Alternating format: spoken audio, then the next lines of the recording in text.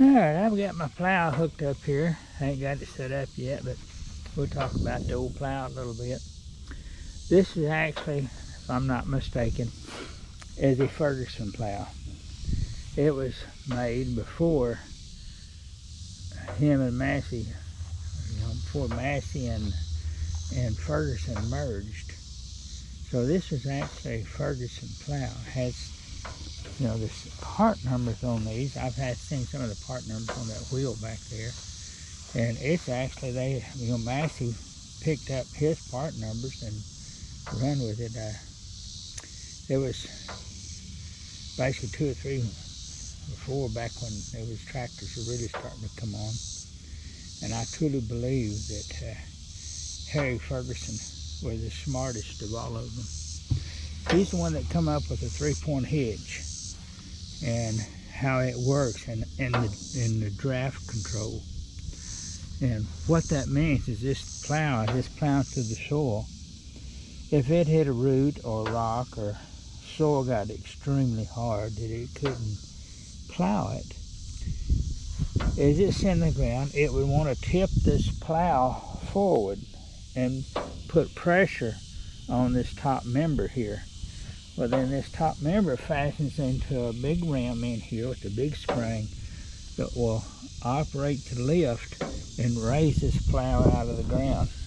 Yeah, it works. I've used it, and I always use my draft control, but it works. But what I got here is this is, depending what parts of the country you're from again, is what people call these things.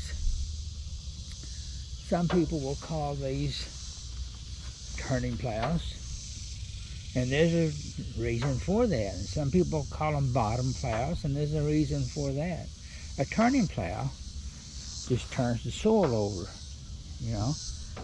and so hence the name turning plow. It just rolls that soil over, turns it.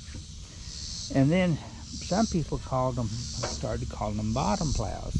And the reason for that, if I understood my history correctly, is the idea of when you're plowing is you should be plowing at the bottom of your topsoil. So you're picking the bottom of the topsoil up and bringing it to the top and putting the top of the topsoil to the bottom. Hence the term bottom plow, because you're getting that bottom of that topsoil.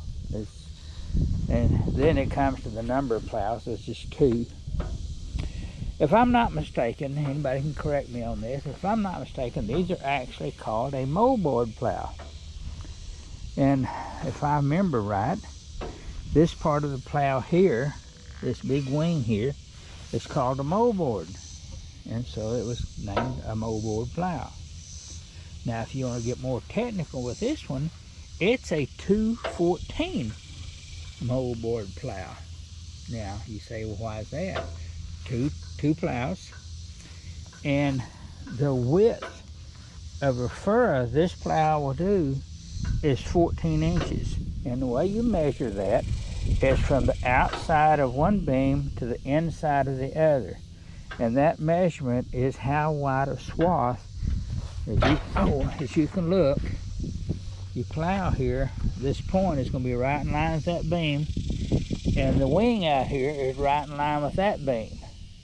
So you're cutting a 14-inch swath, turning the soil 14 inches with each plow. So it's a 214 moldboard plow. So a little history.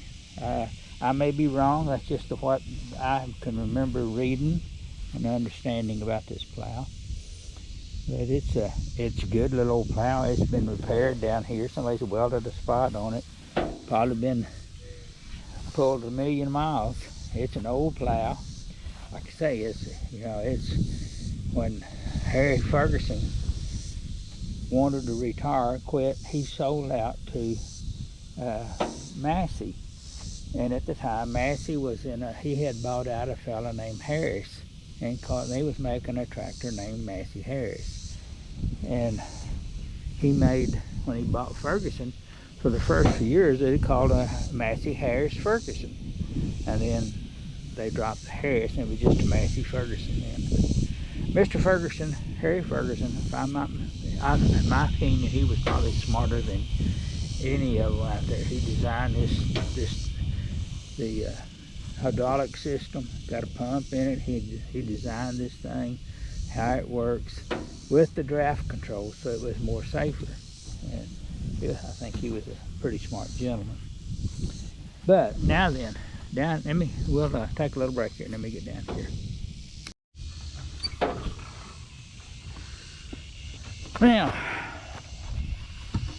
Now, my ground here, my soil, has a gradual slope from right to left. So I always plow my garden where the mow boards, where the plow always pushes the dirt uphill.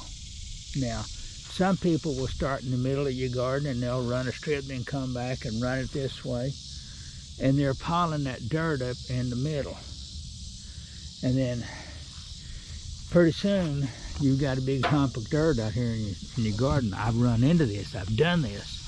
And you'll have a big hump out here. Then you'll have to start plowing from the outside in. So you're picking that dirt up and throwing it to the outside. So you eliminate that big hump you have right in the middle.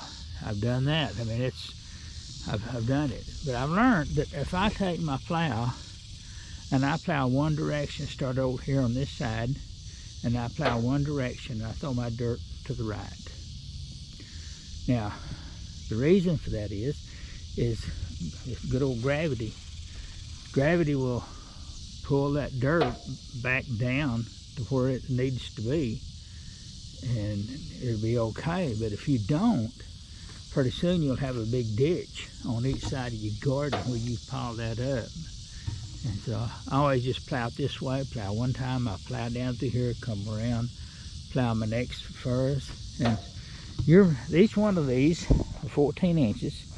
So it's moving 28 inches of dirt from here to here every time you go up through there. So it's 28 inches of dirt adds up pretty fast if you really stop and think about it. So that's what I do. Now to set this thing up, I want the edge of this plow right along the edge of this tar. If you can see here, this plow here is over too far. It's sticking over into this little bit. Well, actually this is I think it's got 16-inch shares on it. These are called shares, plow shares. And I think that's got for a 16-inch plow. And so you actually want to come in about right in there and have this part overhanging where your tar is. So you'll come up and you'll pick that dirt up and throw it over, and then you want to make sure that your plow is running straight with your tractor, because if not, the tractor's it's going to throw I've got a set of plows up yonder that's been misused, bent, and they aim to the left. So as you're plowing, it'll push the back of your tractor to the left, and pretty soon you're plowing sideways up through there, and it don't work. So you want to make sure these plows are running parallel with the tractor. You want to make sure when this plow bottom goes down that this plow sets level. Now it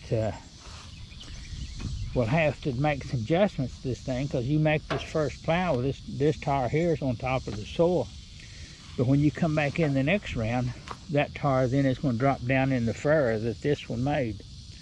And so now the tractor is going to be running lopsided to the right. So you have to level this thing out. That's what that's what this part of the tractor is for, is to crank this and level that plow out so it's running straight and level, you know. And you want this plow to be level, you know, this way. And so that's what this top member will do. We can adjust it to where it's not digging in too much of the point or too much in the back. If you don't have enough point down, it won't dig. So you got to put enough point down that it will dig, but you don't want too much or it'll be trying to go to China. Now, what I understood, I've always understood with the plow, if it's a 214, or to this, you know, they have these 212s, 214s, 216s. This is a 214. And so the rule of thumb is, if it's a 14-inch swath here, you ought to be able to go 7 inches deep, half of that, 7 inches deep. And that's about what I'm going to run. So I'm going to run it about 7 inches deep or thereabouts, whatever looks good. And I'll have to stop 2 or 3 times as I go along to readjust this plow to get it to where it's running true. This first round won't matter too much, but the next round I'll have to start adjusting the plow to where I can get it running, you know, pretty straight and true and pulling behind like it's supposed to. It's took a long time for me to learn how to do this, and I still ain't very good at it. I'll see if I can get busy here. We'll drop this thing to the ground. And this part up here is your position, and this is your draft control. This is how deep your plow will go when you set it up. But we're going to drop this to the ground right now and get that plow on down to the ground. As you can see here now, this plow needs to be tilted over. It's this sticking up too high. I'm getting my foot under that over here. I can't. So that plow is not level. So we're going to take and increase the, you know, put it back like this. And you can see that point move forward. So we're going to push that back. And we're going to start something like that. This one over here is on the ground. We're going to start something like this to start with. And let's drop this leveling arm here down a little bit. Something like that. Let's start with that and see how it goes.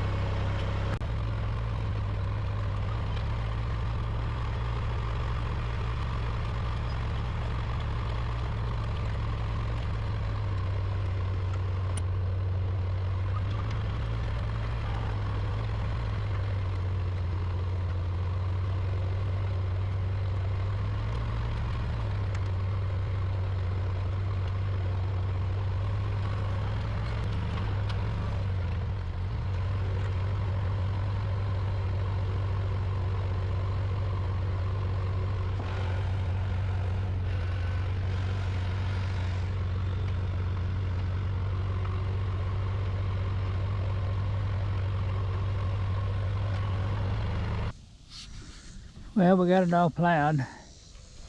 Boy, it is really dry up in here. Good thing corn's gone, not done made, because it is dry. I'd have to be irrigating that.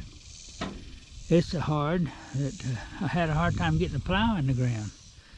You know, I'd plow the hills up pretty good, but boy, as far as just plowing the soil, it was so hard. I thought I kept working on my plow, trying to adjust it, thinking, what on earth is wrong with it? It wasn't getting the soil. Until I got down here where the still had some moisture in the soil. You can see there, it's a lot darker.